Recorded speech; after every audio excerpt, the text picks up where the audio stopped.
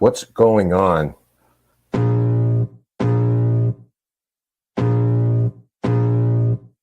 I can feel the blood creeping up from the heathens. Got will, got fight, got pride, got reason. If they wanna go eat, then you know I'm gon' feed them. If you're coming for me, hope you're ready for a demon. I got eyes in the back of my head, I'm seeing. Take me for granted and you know I'm leaving. I'ma take what's mine with the webs I'm weaving. I could take this crowd from seeing to believing. Got a taste for blood and my tongue keeps bleeding. From the words I spit, so sharp, so freezing. So cold, behold, frostbite they feeling. I could tear you apart or I could go heal them. Don't believe in fate, don't believe in ceilings. I just need a taste and my mind starts feeling. I don't pace myself, I grind on kneeling. Got lust for change, I just love the feeling. I ain't gonna give up. Got too little time, I'ma live up. Head down, push forward through the tough times. Cause anything worth doing is a tough climb. I ain't gonna give up. Got too little time, I'ma live up. Head down, push forward through the tough times. Cause anything worth doing is a tough climb. Cause I'ma live life for the fight, yeah, I'm here to get it. I got drive, got sight, always have a vision. I go by at night, I be in my feelings. I'ma be fine, need time, and I'll soon be winning. I live life for the fight, yeah, I'm here to get it. I got drive, got sight, always have a vision. I go by at night, I be in my feelings. I'ma be fine, need time, and I'll soon be winning. I can feel the blood creeping up from the heathens. Got will, got fight, got pride, got reason. If they wanna go eat, then you know I'm gon' feed them. If you're coming for me, hope you're ready for a demon. I can feel the blood creeping up from the heathens. Got will, got fight, got pride, got reason. If you wanna go eat, then you know I'm gon' feed them. If you're coming for me, hope you're ready for a demon.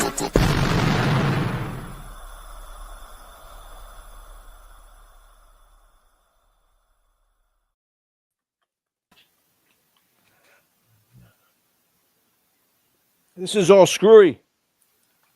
What do you got? I'm still trying to get organized here. The headphones and the microphone. It's been a hell of a week with the.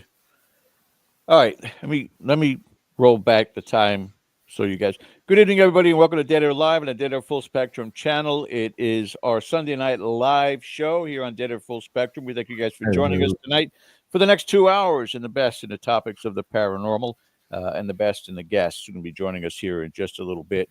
Our guest tonight, William Hall. Now, I wanted to backtrack a little bit. I been having some computer issues. I thought maybe I downloaded a virus accidentally.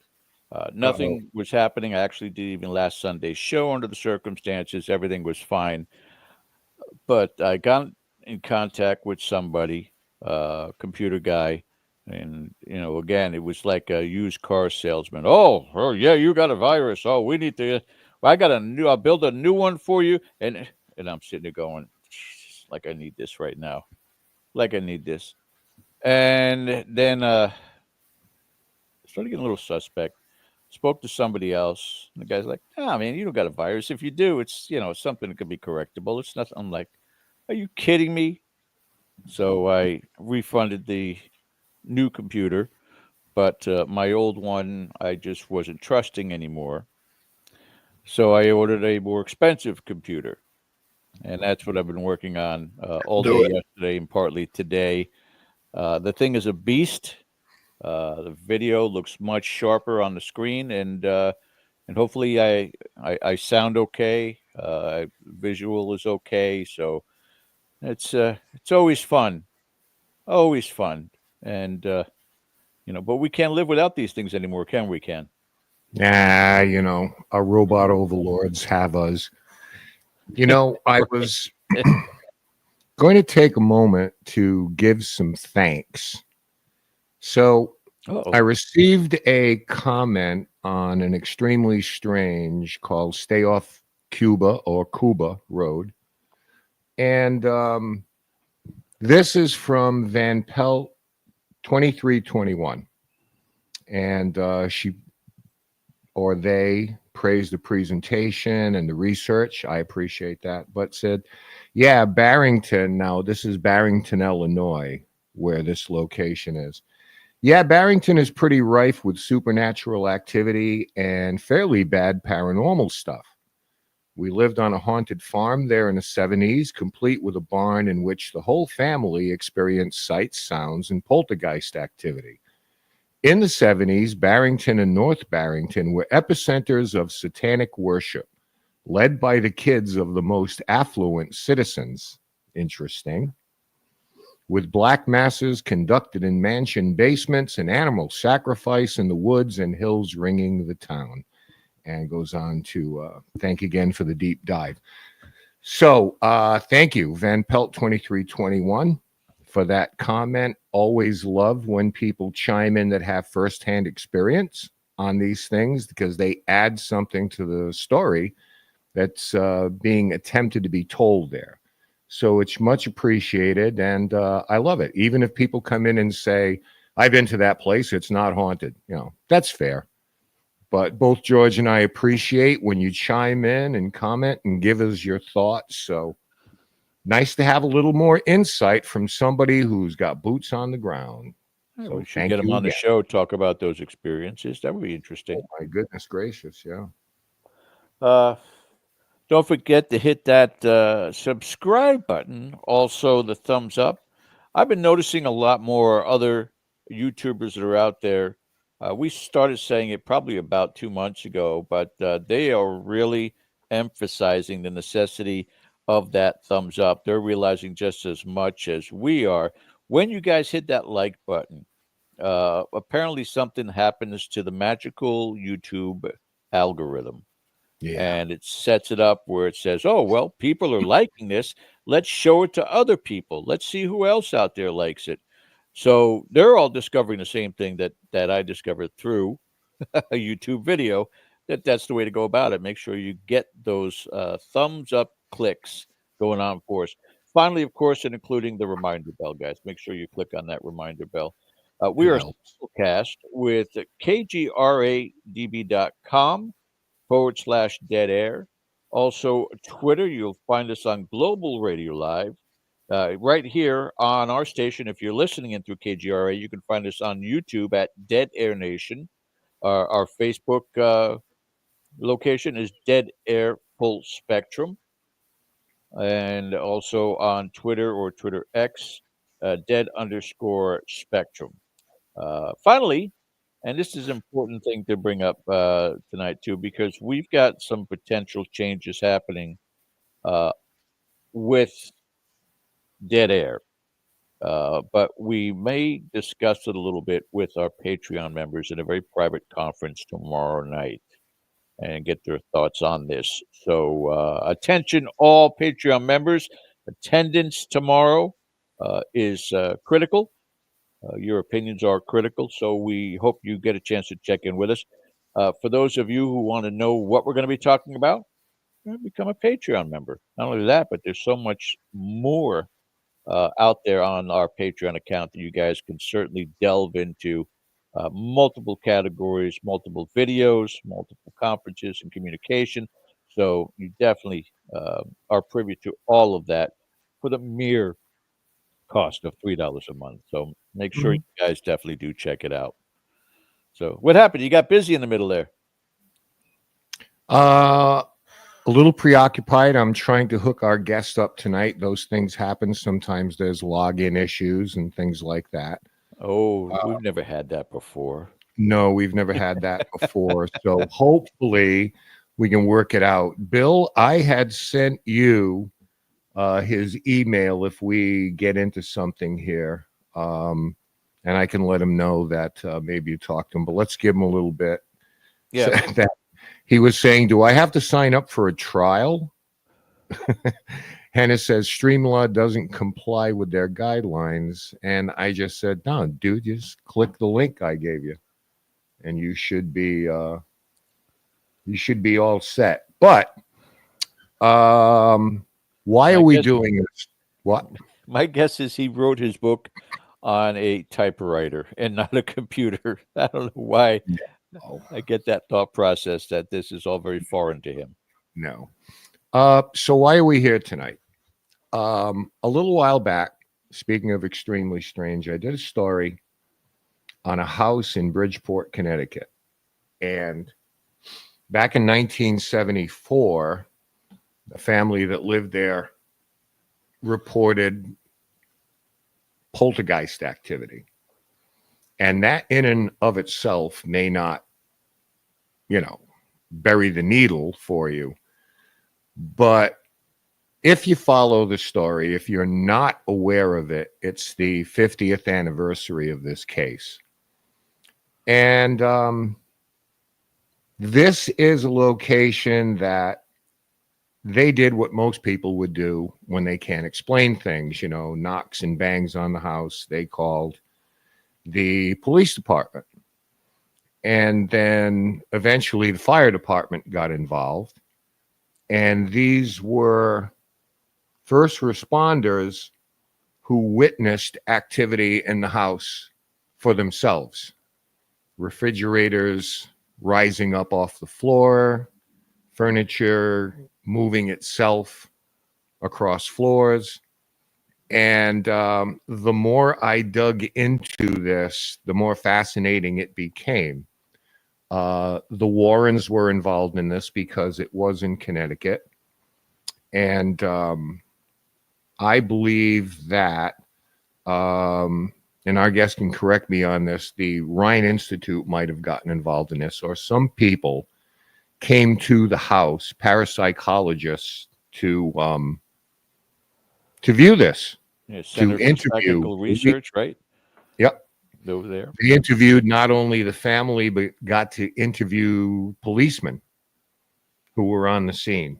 And if you haven't heard about this case before, this is going to be fascinating tonight. And certainly we hope our guests will join us very shortly here. It's one of those circumstances, again, where, like Jonathan commented, I only know a little bit of it, to have something where the activity was of this magnitude to not get the center of attention. But that's primarily because, Ken, there were other paranormal events happening around that same time. Isn't that true? Yes, it is. Don't mind me. I'm preoccupied again. Yeah, what he's still trying to get a hold of, William. Coinciding with this particular haunting was the Amityville case.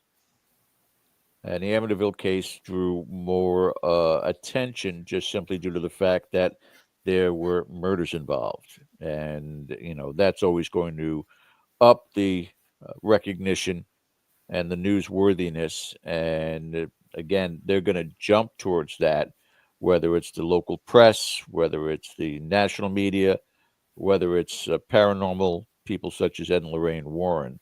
And I'm not going to jump too much into or down their throats for doing what they do. They try to get involved with everything that's out there for that notoriety. But that was an important part, a very important part of what brought this more to the forefront was their appearance. But the simple fact, Ken, that you did not just simply have a couple or a family dealing with a paranormal event, severe paranormal events going on in those, more than I think even the Amityville, more than even the Conjuring House, more than any of these historical haunts from back there in the 1970s had even remotely come close to.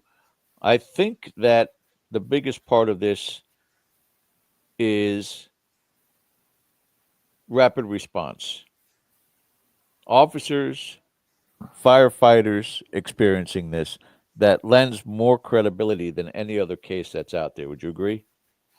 I would agree if they don't have a dog in the fight. And even if you have members of the police department who believe in this kind of thing, the sheer number of policemen who responded or had something to say about this place, the law of averages states that not all of them are paranormal enthusiasts. The second part of this is we are talking about a generation 50 years ago where social media, going on Facebook and YouTube to talk about this didn't exist. And as you'll see, as we go on with tonight's show, this became an incredibly well-known investigation in that area simply by word of mouth. Because, of course, when police cars and the fire department are pulling up in front of somebody's house, naturally the neighbors come. Like, what's going on here? What's happening? And then eventually somebody will say, they say they got ghosts in the house. And that will bring everybody running. But because we say this is well documented, but one has to remember that we're talking about documentation in the 1970s, which is primarily orally or by written reports. Okay. So this is what's fascinating about that, because no one had an opportunity to go in and mess with the video or mess with the photographs. And I'm going to tell you right from the jump, we don't have anything. There's nothing out there about midair things flying through the air, like, the girl jumping off the bed in the Enfield case. There's nothing along those lines, because everybody wasn't walking around with a cell camera. So I think you have to grade on a curve in terms of what is documentation. Documentation in 1974 is not the way it is in 2024. But we can't, there are no clips of anything that happened at the Amityville house. And that was the same year. So, we just have to be mindful of that when it comes to documentation, whatever your definition of that is. But it also has to come into play that human nature doesn't really seem to change, perhaps multiply, but certainly not change.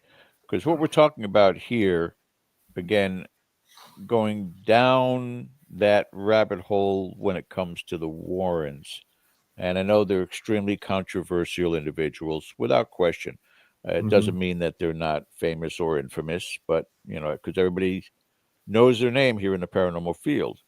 But you wonder again, the purpose behind their appearances when they show up to places such as this home in Bridgeport. Is there a possibility that it's kind of under the same category, Ken, but certainly less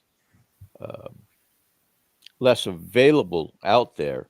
In other words, there's not everybody that can just jump in front of the camera or the news media. But was it for the equivalent, 1974 equivalent of clicks and likes? As far as them appearing there, there's a case. There are first responders that are there trying to help this family, witnessing things for themselves. Right? The testimonies are already there. What makes it well known, what makes it famous, is the media, and then a celebrity to spearhead that media. And that's what we seem to have there. Do you have that picture of the Warrens in front of their house? Yeah, I do. Let me go grab it. Photo opportunity. And that's the thing about it, is that that is them leaving the house. This is the newspaper article, Bridgeport Sunday Post. Yeah. Where they're walking away from the house. Generally speaking, I can't speak to their motivations, because only they would have known what those were. You can only guess. But as time has gone on, I think we've all heard stories both ways, where there has been a desire for coverage.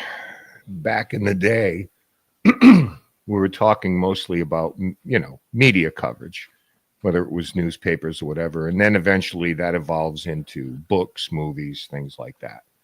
So we've heard people talk about their motivations. Hi, Greg. Talk about their motivations in terms of their own personal experience with them. And it goes both ways. I mean, let's be honest, it's out there where some people will claim that, Ed particularly liked the sensational aspect of it and, had no problem letting everyone know that. But I've always felt this way. Out of the thousands of cases that they claim to have handled, relatively speaking, there's only a handful that became larger than life. You know what I mean? Whether it was Enfield, whether it was Amityville, whether it was the Conjuring House, the Devil in Connecticut, the Snedeker, the Haunting in Connecticut. Those are the higher profile ones. So wouldn't that be based upon the activity? Well, it would be based upon the activity, sure. Well, but I'm saying with Amityville also the crime involved, sure. Yeah, well, that was less of an issue with their involvement. It was cause and effect, to be sure, but they were there because of the Lutz family and their claims. So, I mean, we hear it both ways.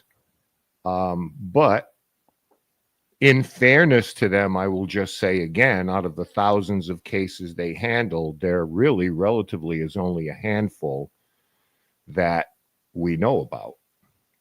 And those are probably the most sensational cases, but there are just as many where they came and gone with absolutely no attention whatsoever. So, but did they like the attention? I mean, it kind of seems so, the way people talk about them. But then again, when people pass, it's easy. It's easy to talk about that kind of stuff. Of course. No, and again, it's not I'm not trying to make disparaging remarks about them. I'm looking for a logical reason why. And again, as you were saying before, when something like this happens, the neighbors do gather, emergency vehicles do show up. The media, and it wasn't at a time where the media was scanning the police scanners, and being able to say, okay, yeah, we're hearing something really weird. Let's go up and show up to this one. Almost assuredly, somebody contacted the media over that time. And, you jump to conclusion for obvious reasons that if somebody like an Ed Warren is there, is he going to call people that he knows in the local newspapers to say, hey, I'm going to be at this location. There's some really weird stuff going on. Why don't you come out there? It kind of breeds the selling point. Mm-hmm. And the more outrageous the case is certainly the more interest it's going to be, first starting off with, local media, the national media, and eventually a publisher if they want to turn it into a book. And again, the Warrens wrote quite a few books about their experiences along the way also. And I'm not trying to turn this whole show into a Warren bash, but it's just, again, our knowing of this, knowing of the Conjuring House, knowing of Amityville, knowing of the Enfield poltergeist is stemmed from two individuals. And, it's, to me, an important part to distinguish what is theatrics versus what is paranormal. Gentlemen, Bill, this is Skywatcher. So we should be getting the call from him on Skype any second through my Skype. okay. So this is the way it is. There it is. Bill, are you there? Yes, I'm here. All right, gentlemen. Bill's on the line. Have a great show. And I'm going to mute now. Okay, thank you, Bill. Mr. Hall, can you hear us? Yes, I can hear you great. Okay, appreciate you joining us, Bill. I had a long introduction for you, but listen, this is live, so we all know these kind of things happen. So we're glad to have you here because there's a lot to talk about. Question. I just want to introduce you to George Lopez. He's also here in studio. Hello, Oh, Mr. hi, Hall. George. Nice to meet you, sir. Now, I know that we do have some visual media that Ken has set up during the show, so we'll make sure, as you're on the phone, to describe what it is that we're showing, so you can go along with the story with this, which is important because of the book that you wrote and the research that you've done. But we thank you for joining us here tonight. Oh, thank you for having me. Now, Bill, it's a pleasure. We were just giving a lot of background on this particular case, what interested me about it. And what I'm going to put up right now that everybody can see is just basically got a picture of the house in 1974, a picture of the house as it is today, and a third with a street view, which shows the condos in the back of it. So let's work backwards here a little bit. Let's get to the $64,000 question. What is the status of the house today, Bill? There's a family that lives in the house today. After the Goodins died, the father being the last, it was sold, and it was a little old Portuguese woman that lived there for a number of years, and then I think it was their grandmother, so it stayed in the family, the house, and they're living there now. So, as with a lot of poltergeist cases, there's I don't believe there's any activity or anything. So they've pretty much been poltergeist free at this point. How had the house changed hands? What was the custody of ownership? Did someone have this for a period of time? Because you know how these stories go. Nobody wanted to live there. Nobody wanted to buy it. Nobody wanted to rent it. Is that for practical? Right. Was it for practical reasons, or was it because of the reputation? Well, the Goodins had trouble selling it for two reasons, the reputation being one of them, of course. But the other reason they had trouble selling it was in order to get out from under, the price they had to put it up for that house with that reputation didn't make sense. So they had trouble selling it. But after the death, it was a while before it was sold. And that's when the older woman lived there alone. And she didn't speak English. So, when I was originally researching for the book, I was all over the property because I thought it was vacant. I didn't think anyone was in there because it had a chain fence, but I guess she only exited from the back. I found out later, and later on, I also found out she thought I was like a burglar or something, and so I scared the little old woman in the making of the book. But luckily, then she got the explanation of who I was. So, okay. Now, in writing the book, did you have a chance at any time to speak with anybody in the Gooden family, or was it just kind of these ancillary, people that were involved, not necessarily secondhand, because there were first responders too, but who were you able to talk to get the inside information? Of the Gooden family, well, in the 30 hours of interviews done in 1974-75, there was a lot of the family members on tape, including the Goodins themselves, hours worth, which was after it was announced it was a hoax, so they had nothing to gain. So there was those interviews, and then I myself took another about 10 hours of interviews, and within those, there was, as far as family members, there was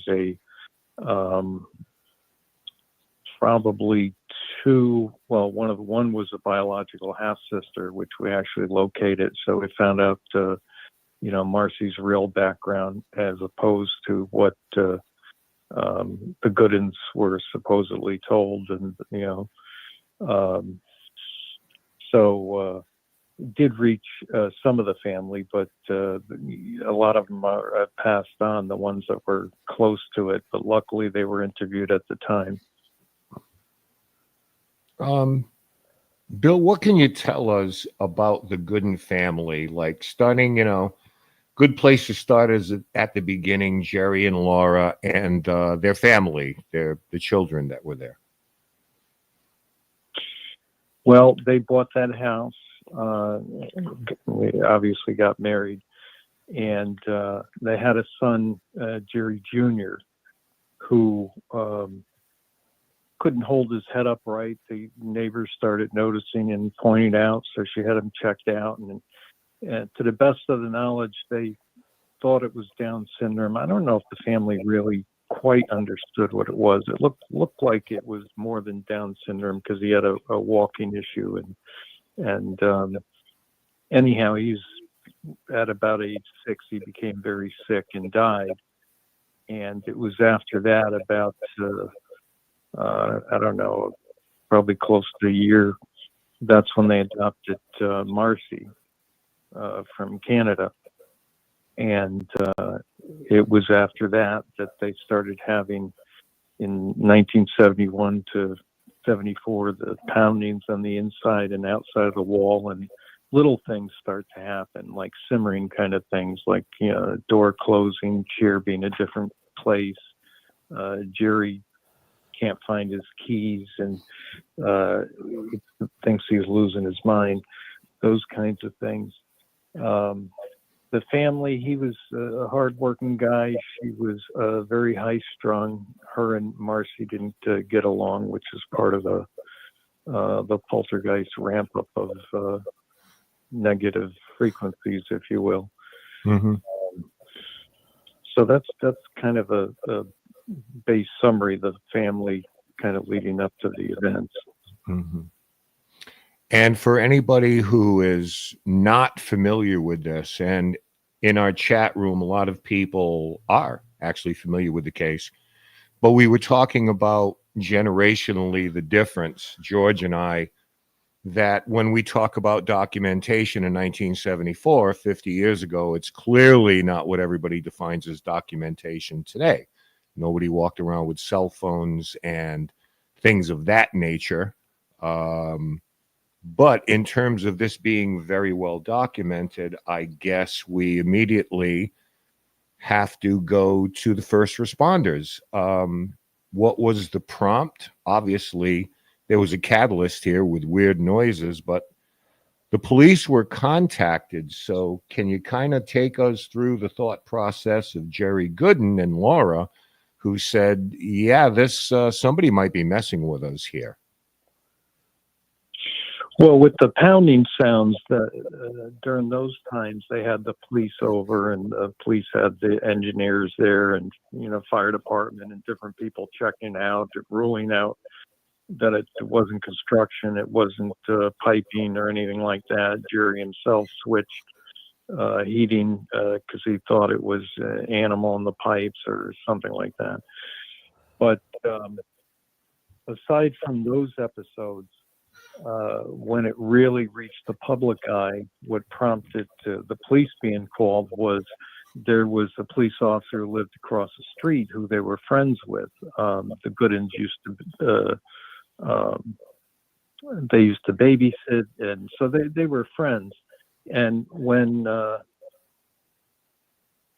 poltergeist activity really reached the height, when they returned home from a trip, they tables were going over. Laura hurt her foot. Knives were being thrown towards Jerry. Had to catch the knife block, and but it was quite the scene. So the sofas were opening and closing, and so they ran out on the porch hysterical and got the attention of the daughter who's walking the dog, and so would you go get your father? We're in trouble. So he didn't know, he was off duty. So he came over, with his gun ready to go. He didn't know what was going on there. And he thought there was a robbery when he walked in because the place was a mess. But then he himself saw the sofas opening and closing by themselves, and he saw the TV floating and turning around, and he didn't know what to do. So anyhow, he called it in, as well as some friends of the Goodins. They called their friends hysterical. The Goodins never actually called the police.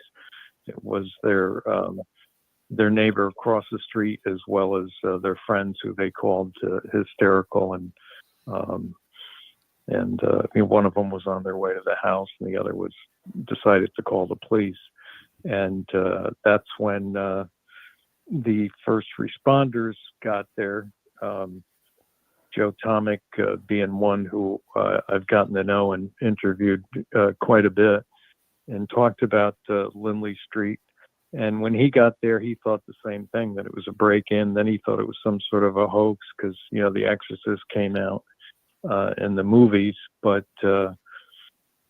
after a while, the things he saw, he knew that there was something going on there. And then it escalated from there. Right.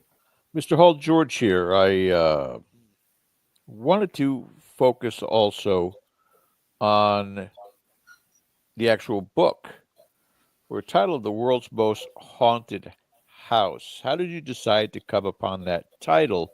Was it an opinion from your perspective, or based upon the other cases that were out there and the severity of what was happening here, it just seemed like the perfect title to give?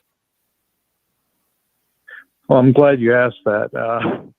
Well, since it's a traditionally published book, as you might know, the publisher picks the title. So that actually was not my title. I would have never called it that. They explained that they wanted to call it that because of the sheer amount of witnesses involved, the public view of the case, and the fact that it's so well documented. And then they also had a series where they had the world's most haunted hospitals, the world's most haunted whatever, I forget. So they wanted this to be the world's most haunted house. So that was another reason that they had that title in mind. But I had questioned it at first because it's a poltergeist case, and poltergeist usually, in the common terms, and, the publisher would say I was overthinking it, and, they probably were right. But I'm saying poltergeist, more like a haunted person, not a haunted house. But so that's how it came about. The publisher actually picked the title for those reasons. My original title had the address of the house in it, which of course they, I'm sure they looked at it and said, "Oh, this is never going to work. You can't use the address." But yeah, I had something like most witness haunted house. Not haunted house. I didn't have haunted house in there. But anyhow, that's how the title came about. It came down to marketing. Well, no, that the publisher has the final say on the title. It's their money. They're at marketing it. So, if they're putting all their money on it, I guess, I got to give it to them that they invested in it. So they have the right to say the final call on the title. How was it received? As Ken had already mentioned, there are several people in the chat who have read the book, and they are really impressed by it. But how was it received by others within the community? In other words, you invested in this time, in this art, putting all of this information together about this story. Were there certain people within the field that you reached out to, maybe gave them an autographed copy, and how was their response to it? Very positive, and yes, to answer the question, I did. Some of the people were ones that have endorsed the book. I was also honored to have the book reviewed by the Journal of Psychical Research. Ooh. And they gave it a great review. They thought it was great the amount of data that I crunched and did in that way, but yet it was very readable to an average reader, and that's because I'm no Hemingway, but but no, I was honored with that. But no, it was well received by researchers, and Jerry Sultan, who is a great guy. He's been quite helpful. I've been lucky enough to have some of those firsthand witnesses help edit parts of the book to make sure I got the timeline correct, to make sure, oh, no, you got to put this here because, we came in right here, and so to have Joe Tomek and Paulino and some others actually edit the parts that they were in to say, yes, this is the way it happened. Or no, Bill, I wasn't in that room. I was over, because I'm human. So, so it was really a great touch to the book, is to have something that had so many witnesses, kind of like the Bell Witch, but not lost in antiquity, but very, very Right. At a point where the interviews were done right while it was happening, or right after they saw it happen. Yeah, it could have been more than a couple of months ago. I had a Zoom call with Jerry, and he is not subject to embellishment by any stretch of the imagination. He's he's solid guy. Yeah, he is. So it's great to be able to have those people in your corner. Would you, and have you considered, in a afterthought of the publication, I wish I had the opportunity to do this to also add to the book? Would it have been anything like bringing a team in, if you had the privilege, the opportunity to go back to that house with perhaps some investigators, something of that sort, where you were almost becoming an investigator yourself and be able to publish that or put that into your book, or a second volume for that matter? Well, he is. Well, I mean, I do have a kind of a second volume coming out, which is the photo and archive Nice. book. But I would love to get into the house, and I hear that the current owners are quite friendly and nice. Obviously they don't want tons of attention, but I do plan on giving them a ring and seeing if I can give them a copy of the book and at least walk around in the house, because to me that would be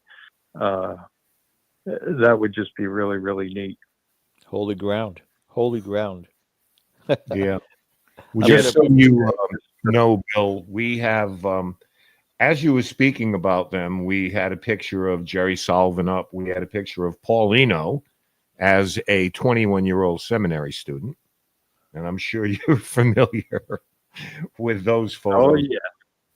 So we're kind of following your lead here. One of the things, I'll put it back up real quick, was from Patrolman Joe Tomek to Captain Baker,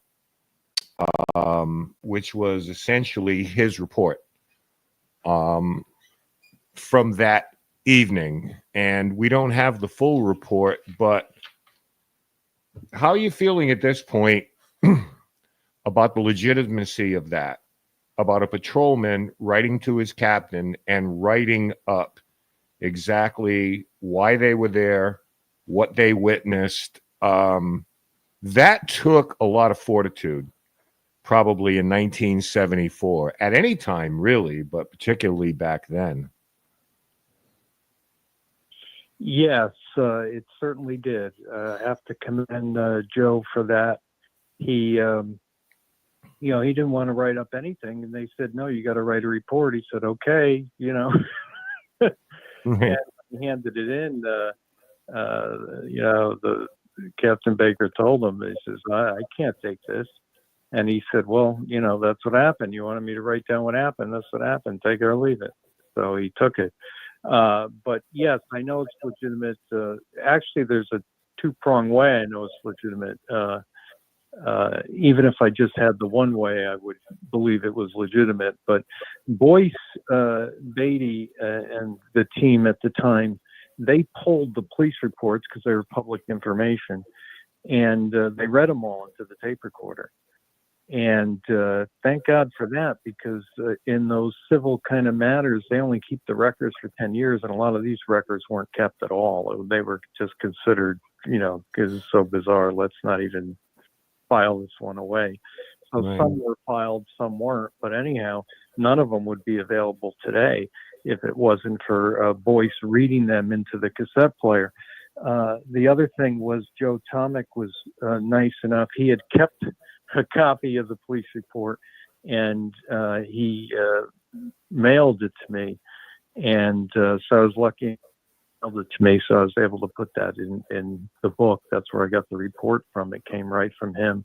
But Boyce had also read the report into the cassette player, so he had got it from the police department. So I mean, it's he got all the ones that were there from the police department, and he read into the cassette, recorder. So it was quite great evidence to be able to, have those things preserved in that way.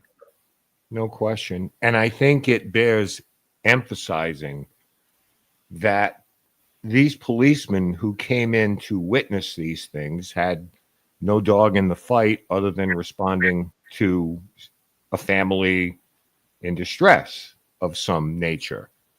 So you make what you want of that. But I don't think it can be downplayed that these officers literally witnessed this phenomena and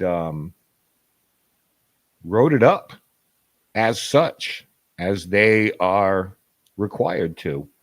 Bill, before we move on to the next thing, and that's going to be the sensational aspect of this when people started finding out, can you give everyone, and by the way, a link to Bill's book is in the description on the YouTube video. Not only this book, but others he has written as well. So make sure you check that out.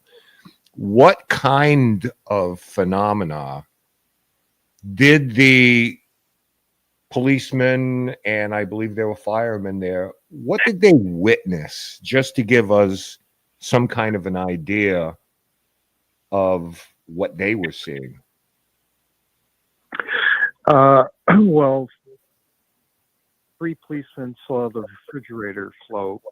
It was actually Joe Tomic was in the kitchen asking them what they thought of all of this, if they thought it was, bunch of crap, or if thought it was real or not. And the 3 of them started pointing. Joe Tomic turned around, the refrigerator's floating. So they saw that. They saw items move, float down from the wall. That made one officer, Leroy Lawson, he ended up backing out of the house and going into the patrol car and locking the door, and he didn't go back in. And when he was asked to write a report, he wrote on a napkin like 2 sentences and gave it to him. But so they witnessed quite a bit. Even the sergeant witnessed stuff, and he backed his people up. He said, if my people said they saw something, they saw something. Of course, he saw things himself, but he had to watch it, what he said. But and the police officers felt bad because they were giving these quotes in the newspapers and, telling the truth. And then they announce it's a hoax and make them all look stupid. But, they had to get the city back. We'll say the next second is.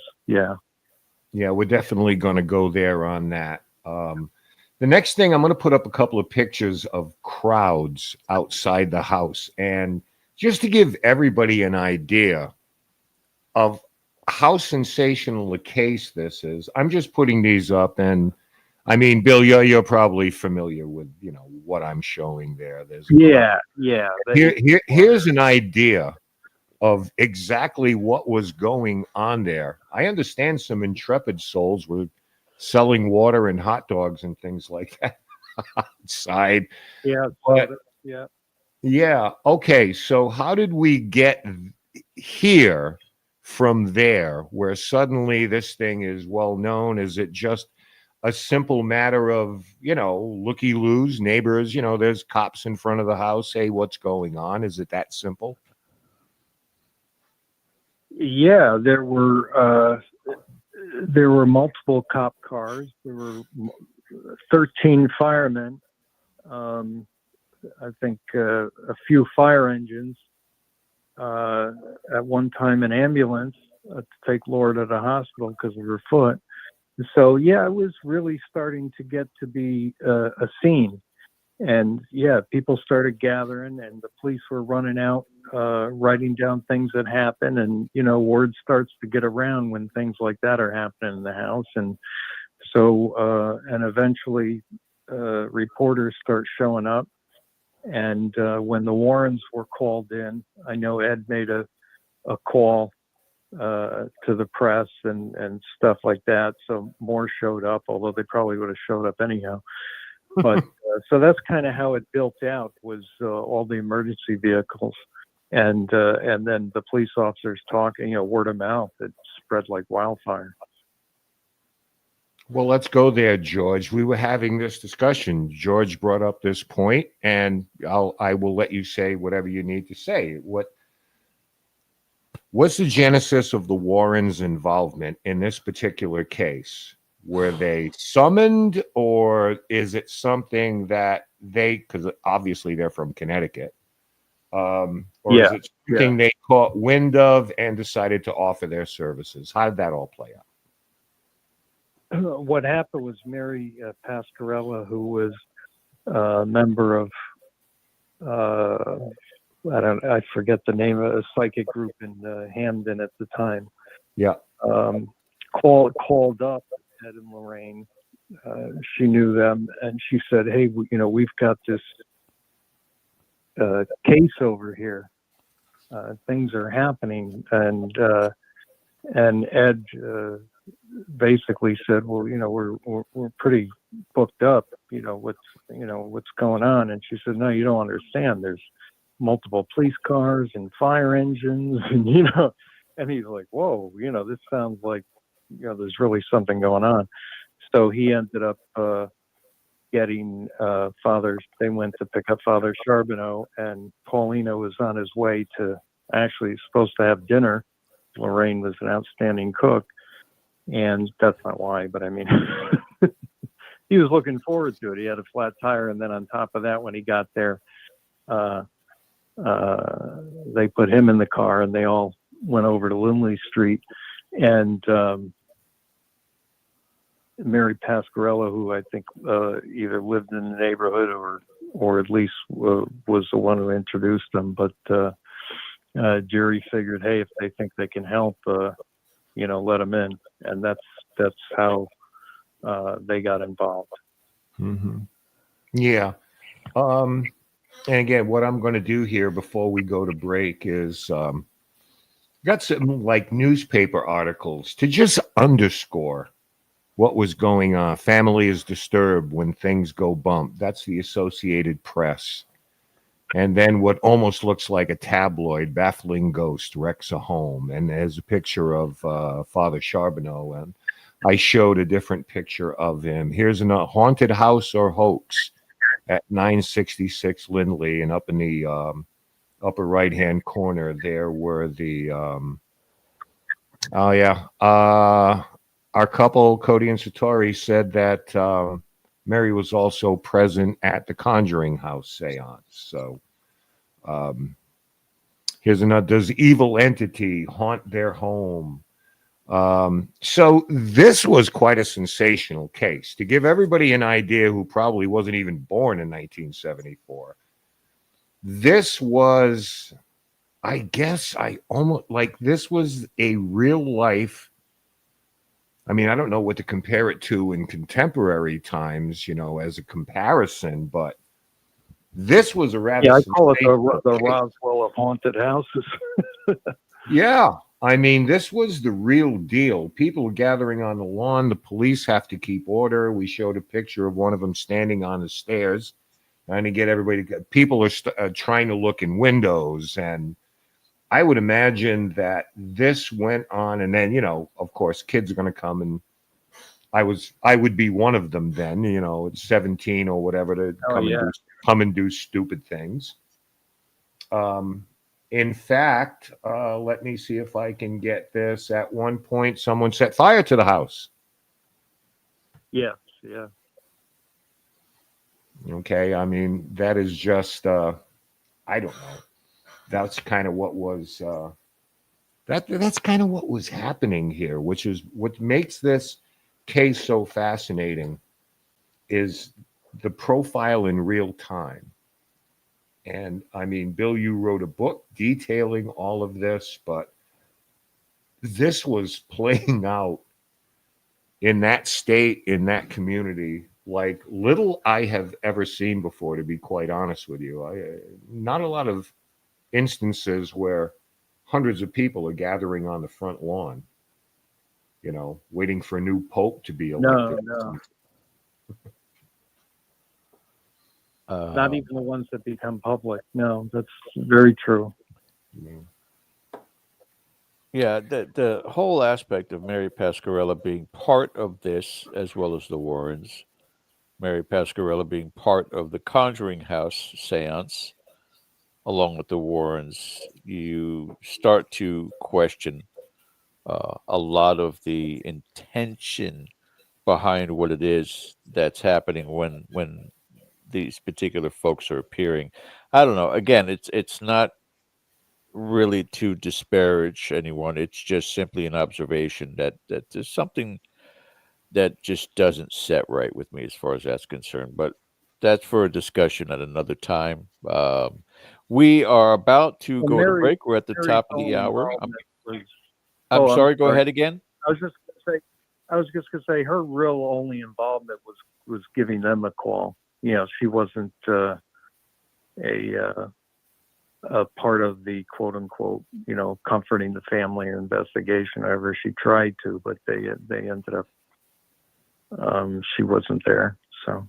Mm-hmm. All right, you clarified, and I appreciate that, William. We're going to go to break here, guys. We got about 3 minutes before we come back with our very special guest, author William Hall, talking about the world's most haunted house in Bridgeport, Connecticut. You're watching Dead Air Live on the Dead Air Full Spectrum channel. We'll be back right after the break. Stay with us.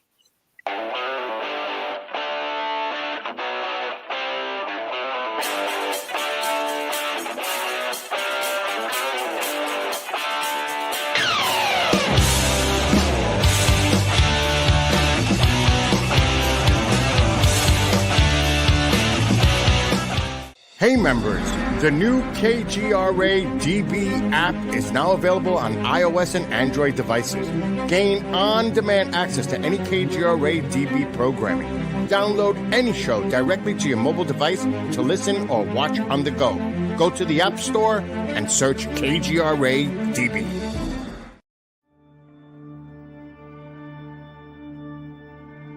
As UFO reports come in from around the world, the Mutual UFO Network, MUFON, is there. We continue to explore new cases and build our massive database. We share our information with the world in a number of ways. If you would like to be part of our investigative team, you are always welcome. What could be more exciting than exploring the UFO question firsthand? Join MUFON, find your friends.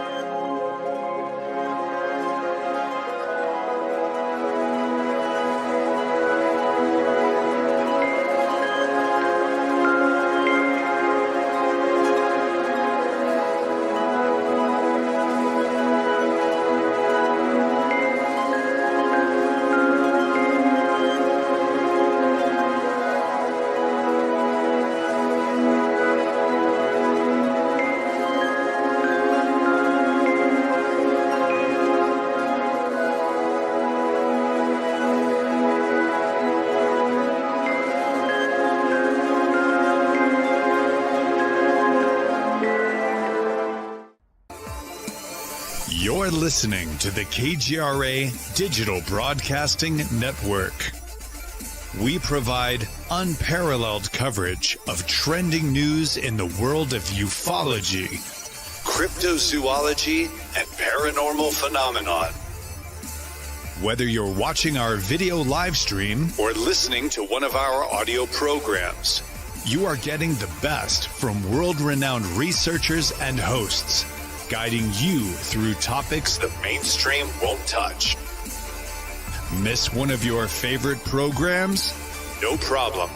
Head over to the members area at kgradb.com for access to our massive library of award-winning content. Make contact, stay connected, only at kgradb.com.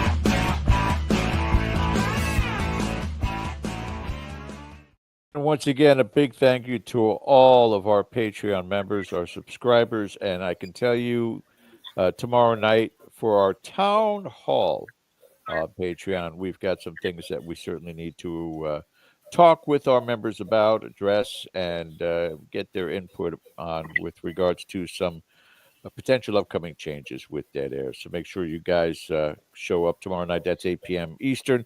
$3 membership, guys, and you're in too. So just keep that in mind. But again, we're back on our live Sunday night show. Author William Hall, the world's most haunted house, talking with us tonight about this haunting in Bridgeport. And Ken, back over to you, sir. Yeah, I wanted to kind of move forward on the timeline a little bit here. When Marcia was suddenly the focus of some attention here. And where did that all start and where did that come from, Bill? I'm going to put some newspaper articles up here while you tell us a little bit about what was the paradigm shift and what happened all of a sudden. Well, I mean, in most of these cases, the child is suspect, and in any, what I would say, fake poltergeist case, some of these, the only people you can fool is the parents. You know what I mean? The kid fools the parents, and they believe it, but then somebody else comes, and it's pretty obvious it's the child doing it. So the child is always suspected. As it was in their case. Ed and Lorraine asked Paul to keep an eye on Marcy, to number one, protect her, number two, make sure she's not doing it.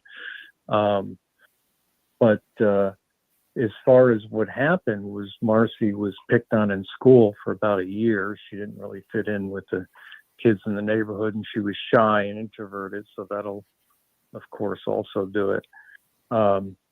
And she ended up being beat up by a boy in the cafeteria and then was stuck at home with the mother, who she didn't get along with. They were like flint and steel. And she had a tutor during that time, Barbara Carter. And that was about 6 weeks. She was stuck in a body brace and stuff. And it was after about 6 weeks that's when the poltergeist activity really blew up. So that was kind of a culmination, if you will, of her part of it, or what we think spawned the heavy activity at that time. Would you say that that was misleading to say the girl was hoaxing it? Yes, yeah, she wasn't. She definitely wasn't hoaxing it. I mean, she would play around, but that would be obvious. And as Paulino had told me, Laura would go to her and say, Marcy, cut that out, or stop fooling around, or but no, she wasn't. She wasn't the catalyst. As a matter of fact, I had pointed out that when I looked at the actual incidents that took place, more than half of them, she wasn't even around. She wasn't even there to fake anything. Some of them, she wasn't home at all. So, that's disproven just by looking at the facts. But the facts aren't important when you're trying to get your city back. You just report in the newspaper and people move on with their lives. That's unfortunately what they had to do. I mean, even the police told Jerry Sulfin, I'm sorry, but I did the best with what I had. Mm-hmm. That's what the captain told me. Yeah. So my follow-up to that would be, and I'm not trying to give away your book here, as people, I can't encourage you to read this, but in your opinion, was this poltergeist activity tied to the family, the house, or both? I would say mainly the family. I would say you can argue the house may have contributed. There was an underground spring. A lot of the geo factors were there, the sandy soils, high water tables, those kind of things that people say are conducive to these kinds of things. But poltergeist activity could happen anywhere. So I don't believe the main catalyst was, the house or the land or anything like that. I think the main thing was you had the right family in there with the right ingredients. All of them, of course, we don't know all the ingredients, or else every prepubescent girl would have a poltergeist, because normally that's what they are, girls over boy 2-to-1. But I mean, we know that, of course, there's that unknown ingredient, but she definitely was sending out that negative kind of frequency that these things, as Paul used to say, ringing the dinner bell, they almost seem to feed on and grow more powerful with. I don't know if they're evil per se over the years. I believe they're on the spectrum like we are, so I don't believe they're demons or anything like that. Yeah, I think that we're talking about if PK activity can come from an agent, is what they're called. There was a lot of repressed anger, frustration, a lot of inner turmoil around this particular young lady, being teased in school and so forth. And, it's theorized that can play out in the physical realm. Let me ask you this. Did any of the research that went into this book surprise you or change your personal perspective on the paranormal? It should also be mentioned that you're also a magician. So I think you probably bring that to the investigation as well. Like, how can this be hoaxed and how can people do this?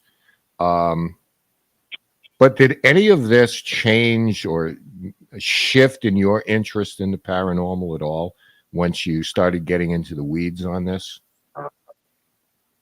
Oh, definitely. It, as I describe it, it's almost better than seeing it yourself, because you see something yourself, you could double guess yourself and wonder, was I hallucinating or was this real? You need backup. So this had so many. This is the first time that we had multiple people separately describing the same incident.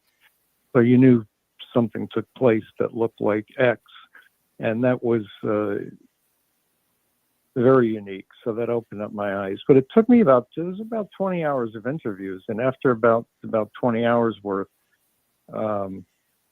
that's when I was convinced that this thing was real. Before that, it's not like I thought it was fake. It's just that I couldn't tell. I need it more. And then after about 20 hours, it got to the point after I'd heard, 8 hours of police interviews or 9 hours of police interviews and the fire department and all the rest. Then it became apparent that something happened in that place that nobody can explain. No, nobody was able to explain except to say it's a poltergeist, whatever that is. So,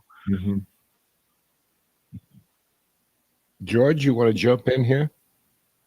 Yeah, but I want to go in a different direction with him. Again, I'm fascinated by the mentality of the author side of William Hall, not the investigator, because, such as one of the questions here from the chat, Sue D wanted to know what led you to feel compelled to write this book. Why this case? oh, well, what happened was I had always investigated the unknown, heavily into UFOs in the 80s. I was famous for writing letters to the military and Freedom of Information Act and that sort of thing. So I was always into it. I wrote a newspaper column for 6 years, Magic and the Unknowns, and that led me to talk about some of these things. But I never talked about Lindley Street, but I was over there performing magic, and people used to ask about it. And, I still never looked into it. And then one day I saw a post on Facebook about it. And it occurred to me I never looked into it. So I spent a moment and Googled it. And when I saw what the police officers were saying, I thought it was interesting enough to look further. I thought even if it was a hoax, it was something that would be fascinating to look into. So I looked into it more. And then when I found out that the police the police were interviewed after it was announced a hoax, I thought to myself, well, why would they have the police waste all their time being interviewed if this thing's a hoax by these investigators that represent, the Psychical Research Institute? I mean, why do you have these people taking your police off duty to do this if it's a hoax? And at that moment, I knew that there likely could be something to it. And I certainly was hoping so, because it occurred to me, if I had all these interviews and it ends up being a hoax, there's definitely no book.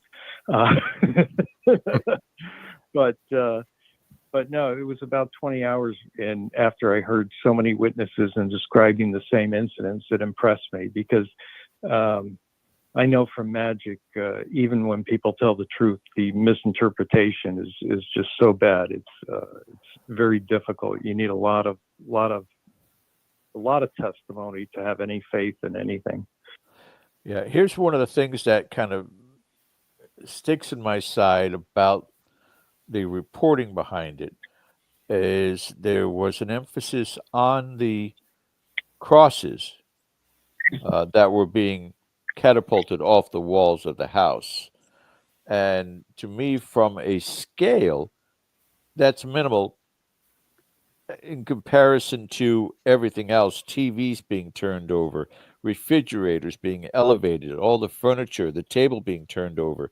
I mean, this did not seem like some sort of a religious attack in any capacity. It seemed like everything was under attack. And yet, right away, mind you, once again, as Ken and I were talking on the phone earlier today, this was around the time that The Exorcist came out. So let's focus on the religious aspect of it and not just the fact that here is a prepubescent girl that may be having these episodes. I just, excuse me, I just watched, there's a new series out on Amazon Prime called The Curious Case of, and it's different topics. But one was this young girl who disappeared at the age of, 7 maybe. She was highly abused. The mother was very promiscuous. She had 3 different children through 5 different marriages, plus the affairs she was having. And this girl, after allegedly poisoning the dog, was beaten and then just ran away. She turned up some 30 years later being pulled over by police. And they could not, everything shows DNA that she existed, that it was the same person, but it wasn't the same person until somebody discovered that she probably had multiple personality disorder. And it's that same kind of thing. What happened to this young girl who was adopted into this home? And again, as you said, not a great relationship with the mother either, that could manifest this type of poltergeist activity. And usually with the poltergeist activity, Bill, and correct me if I'm wrong or you don't agree, that it's on a fence. Either the poltergeist punishes the person who has manifested it or punishes others around them. Looks like this one here was punishing the home itself. Would you agree? Probably a bit of both, and I think there's probably a third element, which would be if theories of the multiverse are correct, for example, and it's like a parallel world intersect, then you have some things not being intentional, but a function of the energy that's around due to that. She was picked up and she was picked up and thrown down one time, correct, in front of witnesses?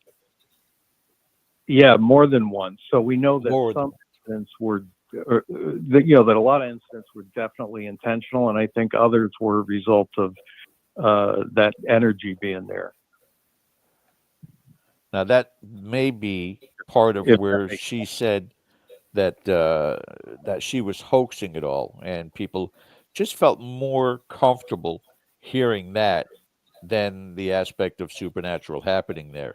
But again, she may have been in one of those circumstances, such as what we dealt with, Ken and I, having our guest Christine Boyer join us, that she was kind of pressured in a reverse, because Christine Boyer's adopted parents had said, go ahead and just fake it any way you can to make it look like it's paranormal. In this case, the parents could have told her, make the excuse up just to get rid of these people and say that it was a hoax. Would you concur with that? No, I don't think they did that at all. Okay. The time of the hoax was when the police came and convinced them that they had to do it in order to put an end to it, because the police couldn't keep having their officers in front of the house, and of course somebody tried to burn the house down, so they really needed to end it. They had the street blocked off a day after, so there was some major problems there. So that's really why they agreed to it. They did later do a 3-hour interview on WNEB radio at the time. They did one to establish the fact that they weren't crazy, that it wasn't Marcy, and that it was very real. And that's the point they wanted to make, and they never spoke about it again after that. Wow. Ken, what did you just throw up there? What's that? This? The note. Oh, what I'm showing here is the officers that Bill were interviewed.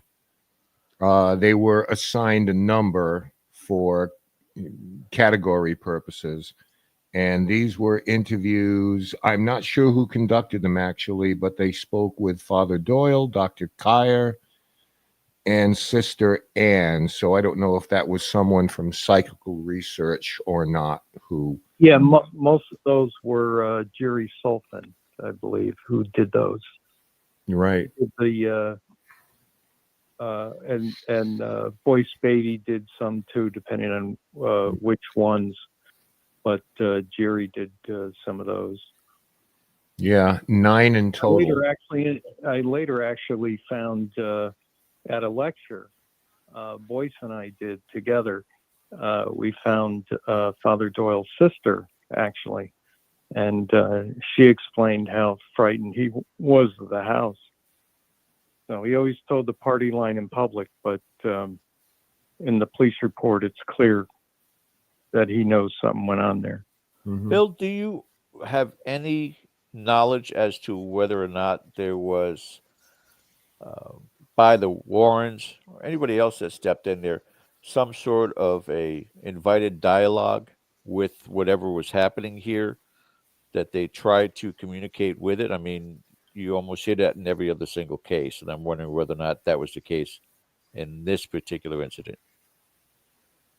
No. The Warrens did not try to communicate with Wow. it at all. Neither did Father Charbonneau or Paul. Interesting. No, there was none of that. Somebody mentioned if they had thought about it, maybe they could have questioned it, but I don't think Ed said that. I don't know, but no, there was none of that. They were actually, in this case, other than calling the reporters in, which is something they probably didn't need to do, although the Goodins at some point had to let reporters in anyhow because they didn't want people to think that they were crazy either. So it's like you're darned if you do, darned if you don't, you know what I mean? So he did let him in, and the story probably would have got out. But other than calling the reporters in, they did a pretty good job until, of course, they were the night before. They're all hugging them and promise you got to come back. You got to come back as soon as you can tomorrow morning. And then they come back and they all get kicked off the property. That's when they made the deal with the police. Wow. Yeah. I can understand and see your intent to go back there, although, in so many cases in so many locations, there just seems to be a perfect formula that stirs us up to the nth degree. And then those families pass away, move on, move out, and the next people coming in report little to no activity. But if you had that privilege, that opportunity, and the property owners currently said, absolutely, Bill, you can come in, you can do what you, would you try to communicate? I don't think so. I think what I would do is I'd see if I could feel anything. Although, the fact that I spent so much into this case, I probably would feel something if there wasn't anything there anyhow. I would want to go there just for the novelty of it, to actually see the inside, knowing of all that has been researched about the house itself. But I know Joe Tomek tried to do that, to communicate with it mentally, which is not, of course, advisable. But it was just something naturally he did, and he told me about it, but he didn't report it originally because he thought people think he's crazy. He didn't put that in the report. I'm sorry, who was this? He was the first responding police officer, Joe Tomek. Really? And he tried to communicate? Yeah, he went back in after the other officers left, and he went into the bedroom, and he didn't say it out loud. He thought it. He said, if you're here, move the picture. And the picture shook, and nothing else shook. So that kind of freaked him out. And then he said, okay, you can stop now. And it stopped. So he was convinced it was real. Matter of fact, if you asked him today, he would say he's 90% sure it was real, 98%. He holds out 2%. He's all those guys, I mean, they did a great job. They were very skeptical. They went in there, the refrigerator floated. They tried to, look in the basement. They tried to look underneath the refrigerator. They moved it. They looked at the floor. They did a good job in trying to get to the bottom of it. The same thing with the TV. They didn't run away from it, but they went and tried to figure out what happened and how it happened. And they noticed little details like the way it moved. The dust meant that it couldn't have been pulled because it went like semicircle way. And so they did a really good job, especially considering what they were up against. One last thing, Ken, I wanted to ask is, has there ever been a study of the geological elements under and surrounding that home?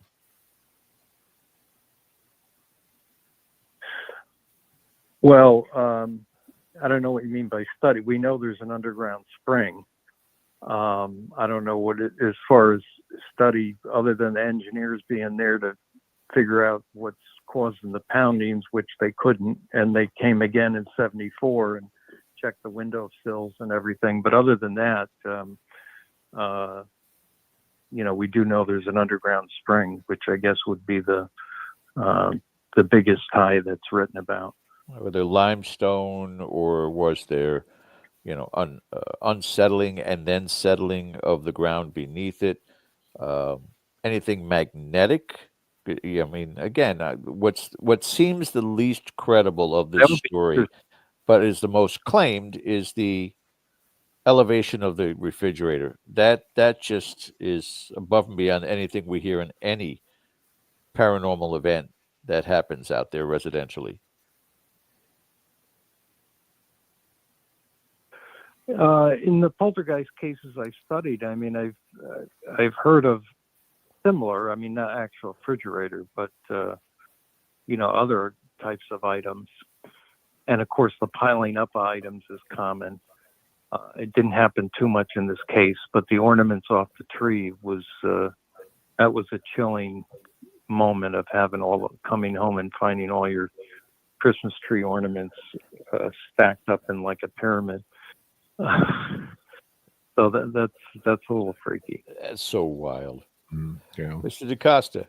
Yeah, I wanted to ask you a general question.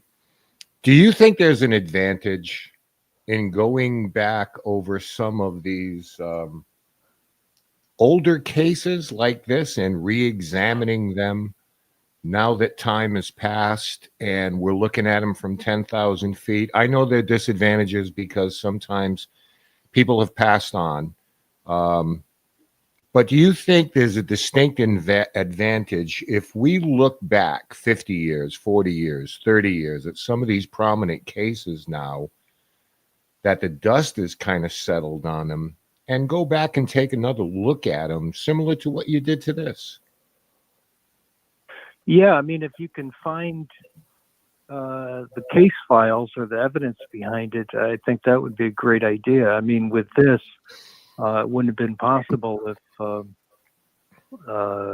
I brought up to Joe Tomic that I read in the newspaper there was some sort of investigation. He told me all about it and said, if you can find this guy, he's got tons of tapes or whatever. And I found Boyce, and and Boyce gave me all the tapes. I mean, so that really opened up that cold case, if you will. It was written about a lot, but only on the surface, because nobody really knew what really happened in there. They knew some based on what the police officer said, but they didn't really know the details. Nor did I until, came upon that. Yeah, it would just seem to me that it would be worthwhile to do something like that, as we kind of evolve. I'm not necessarily talking about using technology on these cases, but just doing a deep dive into the research. I wanted to ask you too, either prior to the book or after, have you come across cases that are similar to this one since you've been investigating?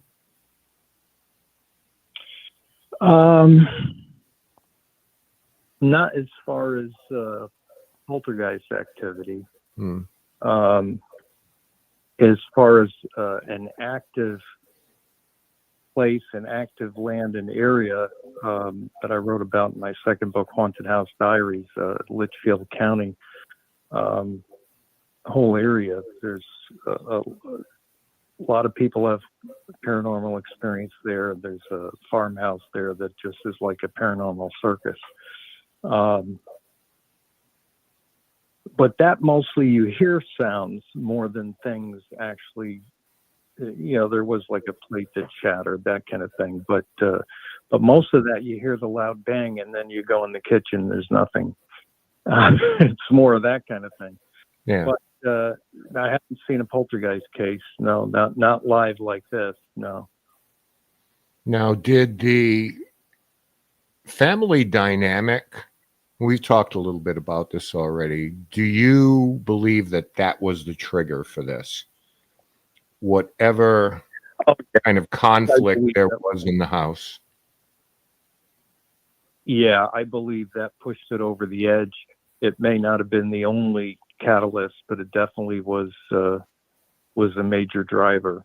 The other part being picked on and being introverted and shy, and feeling she had no friends. She did have some people that came to the house, but her feeling of loneliness and then being beat up and then stuck in the home with the mother.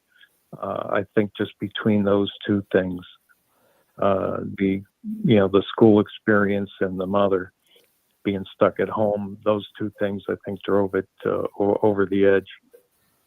There's got to be a little bit more to that. There's got to be an added ingredient, whether it's something more in the abilities of the individual, because there are a lot of people who have dealt with exactly what you're describing, from the worse. Or worse, exactly, who don't have this. So there's got to be something from the psychological ability, energy ability of the individual that it just manifests it versus internalizes it, which I think what happens with people with multiple personality disorders. I think sometimes what we're experiencing is an almost release of these personalities that manifest into these poltergeists. Am I making sense?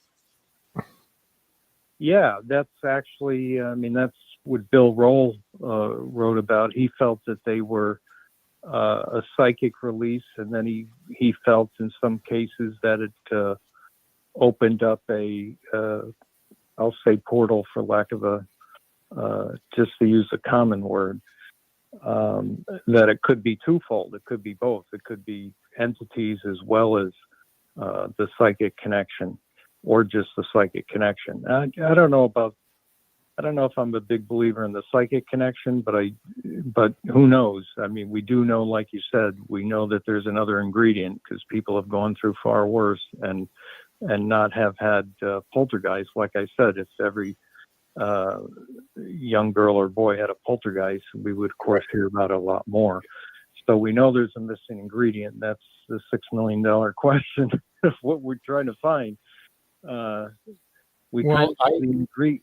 of the ingredients and what it looks like and how to get rid of it, but as far as how it exactly gets here, that is the question.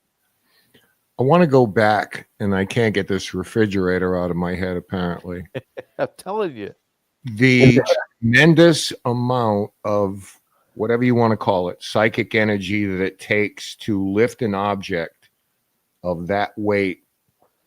And something that just makes sense to me is, with everything that this young lady's going through, whether it's anger, repression, turmoil, whatever, something like that would happen when the police entered the house.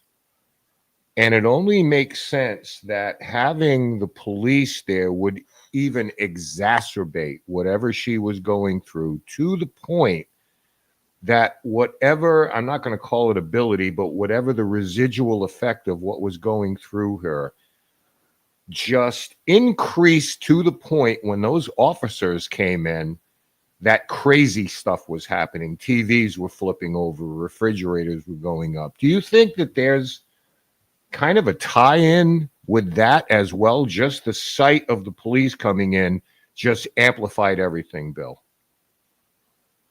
Well, it's usually the opposite. Usually when a new person enters, it takes a little while before you see anything. It's almost like the energy's got to kind of settle down, and then you'll start seeing stuff. It's normally, you don't walk in and see stuff right away.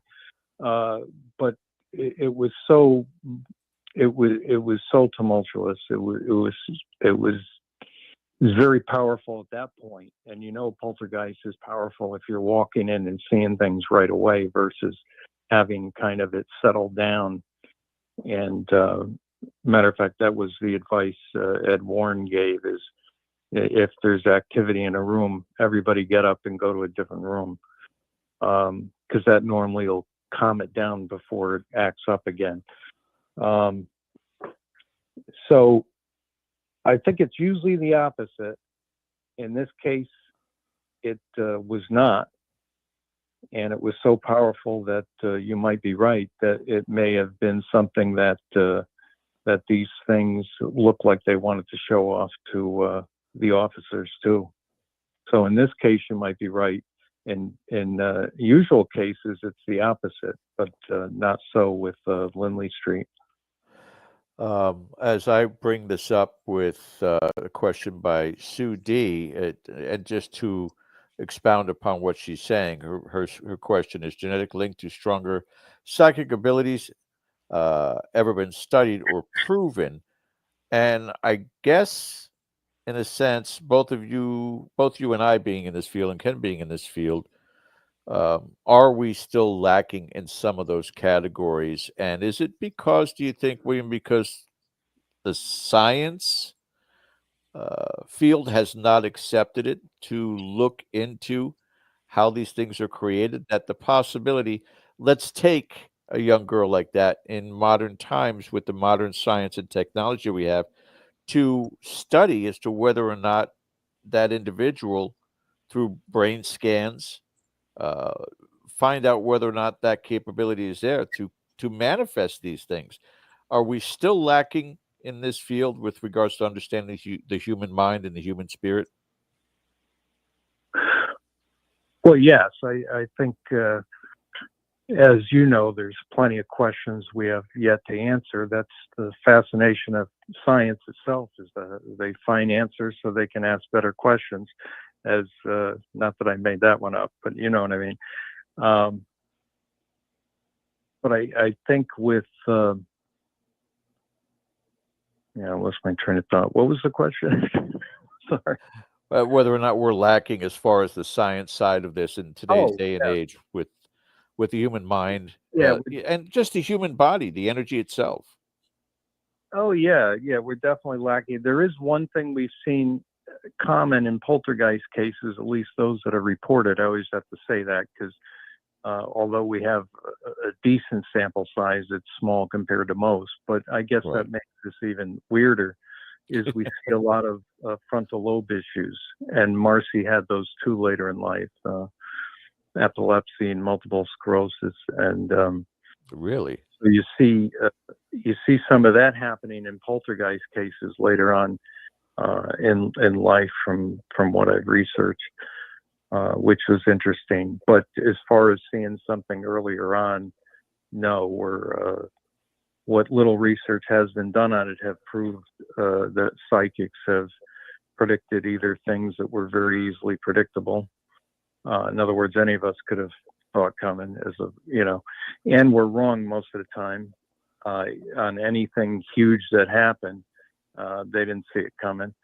So that's the only research that has been done. But of course, those usually are research that start with the end in mind anyhow. So you don't get to study the cases like this in the way we'd like to. This was one where at least we have the documentation. But with our technology and what we know today, it would be wonderful to be able to capture one of these and get it all the way through. But that's difficult because of the families involved too. You often don't want to go there. Well, I think it's the rarity behind it too, because as you said, you could put all of the different ingredients into that bowl that would potentially create this type of phenomena, and 99.999% of the time, that's not going to happen. They may have psychological disorders. They may have physical disorders from the trauma that some young child has experienced. But it's that rare scenario where something manifests externally from them, And then, as you just said as well, William, then it has to be reported. Right. And, if, And as an example, you see that child is in an abusive family, they're not going to want to bring attention to their home. Those parents are not going to want to have anybody come in to look at the child, and say, well, they're the one that causes it, and look at the bruises. We can understand it now. But there's just too many variables. So it is Vegas odds to come across that kind of case of poltergeist activity manifested by a prepubescent child, correct? yes, they're out there, but yeah, as you said, they're still rare by all means. Yeah. Ken? Yeah, I wanted to ask Bill if fast forwarding now, had this case happened a week ago, do you ever allow yourself to think what this could be in the media and social media as compared to 50 years ago? Well, it spread throughout the U.S. I would say same day or very next day. It spread throughout the U.S. into Canada, and I think Boyce had told me Australia and China, although I couldn't confirm those two. What? So it spread pretty quickly in the 70s. I think the advantage today is we would get a view of what's happening on the inside. I mean, I know they did try to bring a film crew in, but the Goodins ended up deciding against it. They were going to do some filming. It wasn't Ed and Lorraine. I don't know if they knew the guy, but it was somebody else who came in. I forget the guy's name, but he was going to do some filming, and the family decided against it. Does that not lend? I'm sorry. They got set up at times because they were getting out of their mind over it. Does that not add to their credibility in many ways that, I don't know, they happened into all this attention, but it didn't seem like they were exploiting it in any way? No, they were offered to make money on it and turned it down. And boy, they could have used the money, but they had an attorney represent them because they were worried about privacy, and he was going to get them interviews and get them all kinds of money, and they refused. He told me. So no, they weren't after that. They just wanted to be left alone but it was hard to work or live in the city after that. Which is why they want to sell the house. They're getting their tires slashed and clothes pulled off the clothesline, and it was ridiculed at work. So it was really, really difficult for the family. Do you think that any kind of modern technology, if it existed back then, would have aided to this beyond, videotapes and things of that nature? I mean, because I ask you this because we live in such an outrage culture right now that something like this could hit someone right in the face, and they're going to go to extreme lengths to say how this didn't happen, or how has the video been manipulated? How were the photographs manipulated? So there's something really kind of quaint and nice about the idea that they can't do that to this case. It doesn't give us all the documentation we wish we would have had. But on the other hand, if we had it, I think people would just spend an inordinate amount of time tearing it apart anyway. So there's just something. I think this is better. I do too. I was going to say, yeah, the John Sopko from the Bridgeport Post told me that he was in there with his camera, but he said stuff happened so quickly. He said, I could catch it. And he said, and what if I did? What if I caught it on camera? He still wouldn't believe it was real. So, he kind of said it in 1974 technology, saying that, even if he got a fight, he had his camera right around him. But he said, who expects this stuff to happen? Right. And he said even if he was able to catch, a dish in flight or whatever, he said, well, what does that prove? The people who are going to believe are going to believe. Those who aren't are not going to believe. Mm-hmm. And in this case, there was a lot of people who had seen it. If it was just the family, I probably wouldn't have delved into the case like I did. I mean, because then it's just the family. It's just you have no witnesses, nothing to go on. That wouldn't be the case in an active poltergeist case. I'm not saying that. I'm not saying I would demand witnesses to go, help somebody who had a kind of a parasite infestation. But you hit the nail on the head, Bill. As far as that's concerned, that's exactly you nailed it, because the Christina Boyd case, they had a picture of the phone flying across her lap. All right. Everybody had their explanation behind it. You had the Enfield poltergeist case with the girl flying through the air. Everybody had an explanation for that. So it's irrelevant what you capture, isn't it? Yeah, exactly right. Because a girl floating through the air looks the same as a girl jumping, and and so you're going to get that. Same thing with the phone. I mean, people are going to say, so what? Or they're not. If you're just looking at a photo, I would say, so what too? You got to look at the context of the photo, and you got to look at the entire case to really make a decision. If you haven't looked at the case,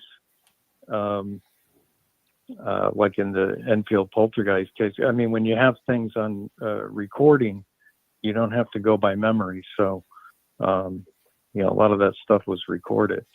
But yeah, I agree. The photos and video. I mean, I've seen quite impressive video that has been put out of things happening. Person in a chair with the chair moving, things that look like it's way beyond fakery or magic. Looks like legit, especially since they're older tapes. But people still are either going to believe or not based on them. You got to really kind of know the phenomena. And, of course, watch out for misinterpretations, because you're going to get bad photos. Even if you're in a place that actually has activity, you're going to get the same photo tricks that you would anywhere. So, don't use flash, I always tell people. Well, I think the bigger message here is the very nature of the paranormal, the supernatural, however you want to label it, things that we just don't understand. You have to keep an open mind if you are not a firsthand experiencer. Now, in your case, you talked to a lot of people who were. I was there. So I think that rather than rush to judgment, you always have to lean toward the idea that the people who were present are the best source of information. Now, after that, you could believe, not believe. And, I know policeman carries more weight than, Joe Smith, who lives down the street. I get all of that. But there's too much of a rush to judgment because, again, that's what people love to do, But this is why, again, and I agree with you, this is better. In my mind, it almost makes up for, all the video and photographs. There's just something that is just so believable with all these reliable witnesses in this case, which is what drew me to it. It's like, this is a fascinating thing. Yeah, definitely. That's what drew me to it. One other thing I wanted to add from earlier, the note about the religious items was a great observation, because the reality is religious items were impacted less than 10% of the time, less than 10% of the incidents. Right. But they were, of course, remembered, and it was noted even by Boyce that, it seemed to affect the religious items. Well, first of all, after this stuff started, Laura got a whole bunch of crosses. They put them all over the house. I mean, they had more crosses than ever before. So that was one thing. And number two, you had mentioned cheers going over and stuff. Yeah, I mean, that happened more than religious items, but what are you going to remember, right? You remember chair went over, big deal, but cross came down. Whoa, now that's, so I think emotionally it impacts people more, and especially them being religious. And these things also have been known to, be very good at hitting your sore spots. So if you're religious, they could target religious items, not because they're demons, but because it's important to you. If you're a different religion, well, they'll target that if they could. So these things impact all religions and all lifestyles. Mm-hmm. Well, I think the Joe, the first officer there, forgetting his last name, but I seem to recall that he was the religious sort. So with everything that's going on, the people who are filing the reports, I think, would personalize that themselves. If I'm a police officer from a very religious background, that would probably be something that grabbed my attention, and I would maybe overemphasize it. Does that make sense? Yeah. Or if that's what you saw, of course, you're going to report that. But a lot of that report, the officer across the street, I mean, he was seeing the chairs and the TV. That's what he walked into. But And last question, we're going to take a question from chat for you, Bill. Cindy Epp would like to know, did the activity quiet down when all the first responders went in and the whole neighborhood was on the front lawn? I guess that's the pinnacle of attention and activity, but what happened after that? When did this seem to dissipate? It was very active during that time, actually. The poltergeist activity was very active when the crowd was there the next day. And it died down when Father Doyle talked to St. Patrick's School and managed to get them a grant so that they were able to afford to send Marcy to St. Patrick's School, because they weren't going to send her back to the public school where she got beat up. So once she got to St. Patrick's School, teachers were nice, the kids were nice, and it faded out. Bingo. So that's how you always get rid of a poltergeist, by breaking that negative energy, whether it's with a joke book, whether it's with a prayer book, whether it's whatever it happens, whatever works on you. It's convincing the person, the agent, as you would call it, or the inflicted, whatever you want to call it. It's convincing them and breaking that negative energy, which is difficult to do, like in the cases that you mentioned of abuse, which sometimes is the case where you can't even go into the house. I had a case that I had to do by phone because you can't go there because the father's abusive. So, but luckily it succeeded by phone. But it's all about convincing the person that they can take control over the situation. If it's a child, you don't necessarily convince them that way. You have to change that environment. William Hall, we are down I just want to say real quick to Bill, before you sign off, George, there are people in chat right now that will promise to buy your book as long as you sign it. Oh, yes. If you go to williamjhallauthor.com, you can get signed copies of the book, or pre-order the new book, which is Photos and Archives. It'll have some transcripts of the original interviews, as well as never before released photos. And it's just a fun put together, like a 50th anniversary guide, if you will. So, but yeah, if you go to my website, I'd love to get you a signed copy, williamjhallauthor.com. Thank you so much. And again, I can't believe how quickly the time flew by. But I can tell you that we've enjoyed it. I'm going to throw one location out to you because it's one of my dream locations as well. And maybe with your connections up north there, but the Cutter home, which was the house that the book In Cold Blood was written about. the multiple killings of the Cutter family has never been investigated. It was up for sale about 15, 16 years ago. I don't know who bought it now. But that is I guess, one of those incredible holy grails that we'd love to get into sometime. So just throwing that your way and seeing whether or not that's something that could be of interest to you. So, but Bill, want to thank you again so much for joining us tonight, and wish you the best of success for 2025, and just keep investigating, buddy. Thank you so much. We'll do.